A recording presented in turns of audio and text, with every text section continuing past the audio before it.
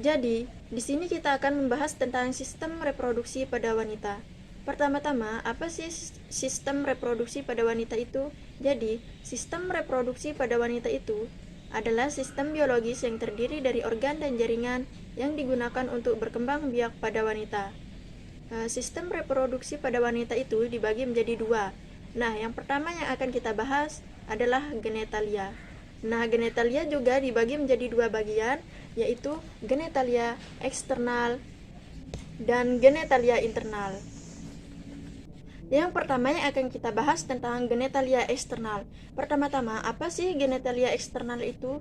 Genetalia eksternal adalah alat kelamin yang tampak dari luar. Terdiri dari apa sih genetalia eksternal itu? Jadi, genetalia eksternal itu terdiri dari mons pubis, labia mayor, labia minor, klitoris, uretra, vagina, hymen atau selaput darah, dan anus. Di geneta eksternal ini juga ada dua kelenjar, yaitu kelenjar Bartholin dan kelenjar Skene.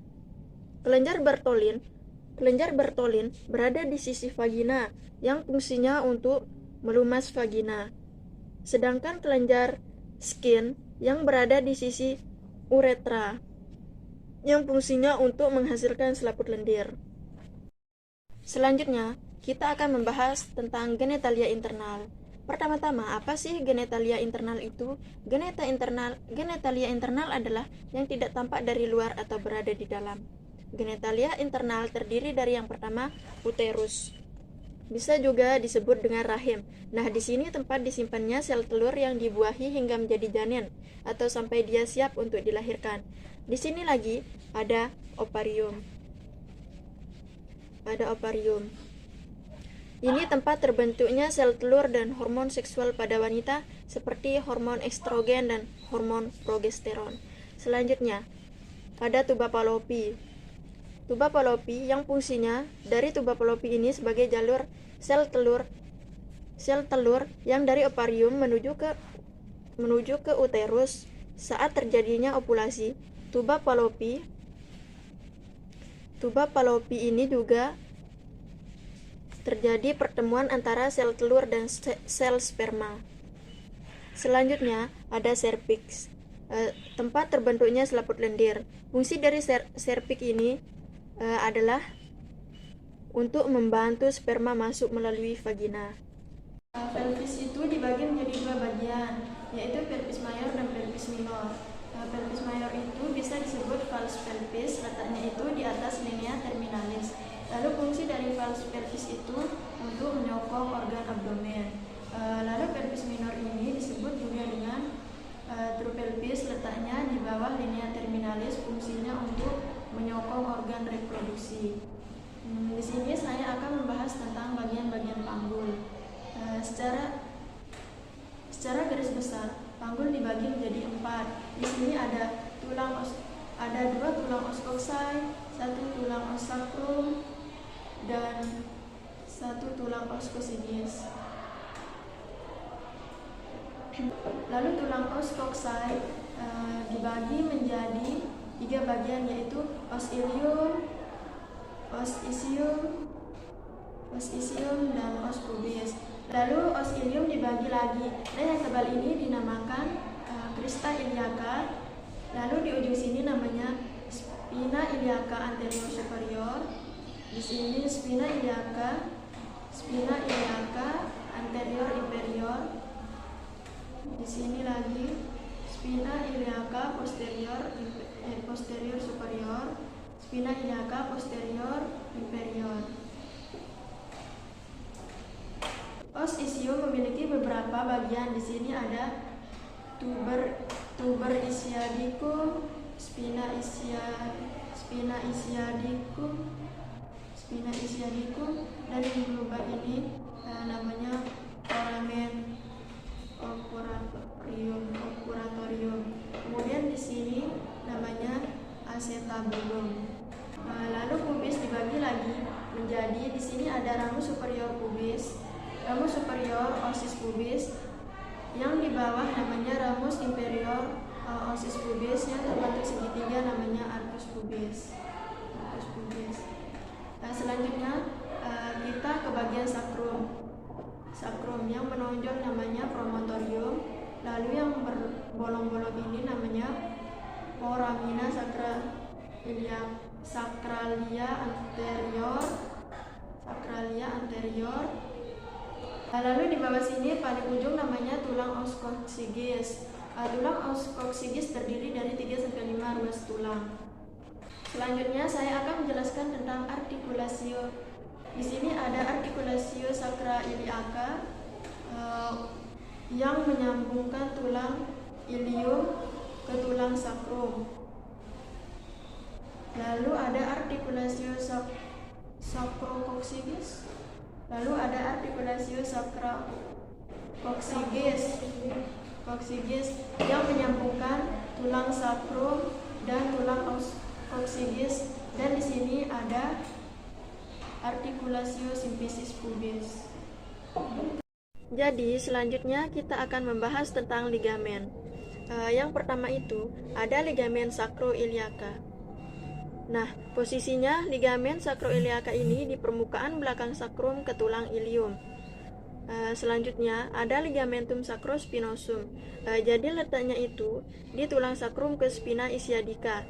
Selanjutnya ada ligamentum sacrotuberosum, letaknya itu di tulang sakrum ke tulang tuberosis ischiadica. Lalu selanjutnya ada ligamentum pubicum, letaknya itu di depan tulang coxae kanan dan kiri. Jadi selanjutnya kita akan membahas tentang otot. Jadi di otot bagian luar itu ada dasar panggul bagian luar. Ada otot yang namanya musculus sphincter externus. Lalu ada yang namanya musculus bulbus sponghiosus yang melingkari vagina. Lalu ada yang namanya musculus perineal transversus superficialis.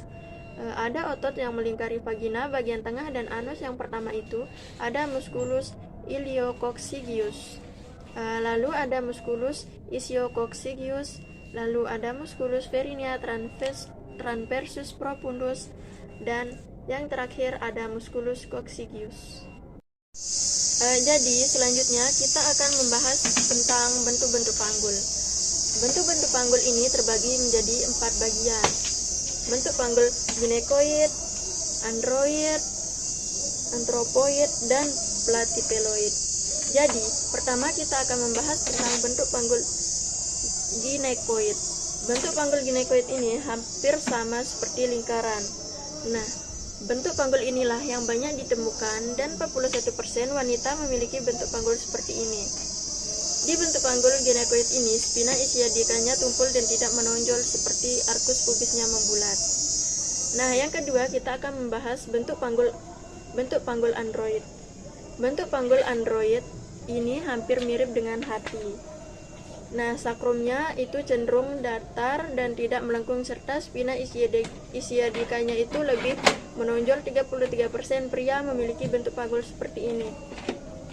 Nah, kalau pada wanita, bentuk panggul seperti ini mempersulit dalam persalinan. Nah, yang ketiga kita akan membahas bentuk panggul antropoid. Bentuk panggul antropoid ini bentuknya hampir mirip dengan segitiga, lalu diameter transversal terbesarnya itu berada di bagian posterior tingkat sakrum, dan spina ischiadicanya tidak menonjol. Nah, bentuk panggul seperti ini banyak ditemukan pada laki-laki. Jika di wanita, bentuk panggul seperti ini biasanya ditemukan pada wanita yang memiliki tubuh yang lebih besar dan tungkai panjang. Nah, dan yang terakhir bentuk panggul platypeloid. Ini bentuknya hampir mirip dengan opal. Lalu diameter transversalnya lebih besar daripada diameter antera posteriornya. Terus bentuk sakrumnya itu cenderung mendatar. Bentuk panggul seperti ini jarang ditemukan baik itu di wanita maupun di pria. Selanjutnya, kita akan membahas tentang pemeriksaan panggul luar. Pertama-tama, apa sih tujuan pemeriksaan panggul luar itu? Nah, jadi tujuannya itu untuk menilai keadaan dan bentuk panggul, apakah ada kelainan atau keadaan yang dapat memperhambat jalannya persalinan. Nah, jadi pemeriksaan panggul itu ada 4 tahap. Yang pertama ada distansia spinarum, lalu yang kedua ada distansia cristarum, yang ketiga konjugata eksternal, dan pemeriksaan lingkar pinggang. Yang pertama kita akan bahas tentang distansia spinarum. Nah, distansia spinarum ini pemeriksaan yang dilakukan pada spina iliaca superior inferior. Nah, jarak normal distansia spinarum ini ada 23 sampai 26 cm. Selanjutnya ada distansia cristarum. Nah, distansia cristarum ini pemeriksaan di bagian crista iliaca dextra dan sinistra. Dan jarak normal dari distansia cristarum ini ada 26 sampai 29 cm. Selanjutnya konjugata eksternal. Nah, konjugata eksternal ini pemeriksaan dari ujung simfisis pubis dan ujung processus spinosus, ruas tulang lumbal kelima. Nah, jarak normal dari konjugata eksternal ini 18 sampai 20 cm. Yang terakhir ada pemeriksaan lingkar panggul. Nah, pemeriksaan lingkar panggul ini dilakukan dari atas simfisis pubis ke pertengahan antara spina iliaca anterior superior dan trauha antermayor sepihak dan melingkar keseluruhan panggul, dan normalnya dari lingkar panggul ini adalah 80 sampai 90 cm.